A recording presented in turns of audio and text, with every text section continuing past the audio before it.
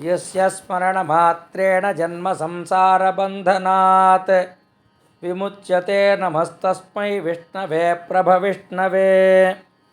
नमः समस्तभूतानाम् आदिभूताय भूभृते अनेकरूपरूपाय विष्णवे प्रभविष्णवे। ॐ नमो विष्णवे प्रभविष्णवे।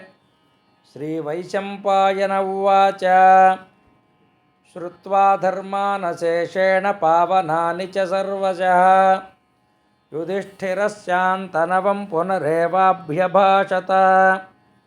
युधिष्ठिर उवाच किमेकं दैवतं लोके किं वाप्येकं परायणं स्तुवन्तः कङ्कमर्चन्तः प्राप्नुयुर्मानवाः शुभम्।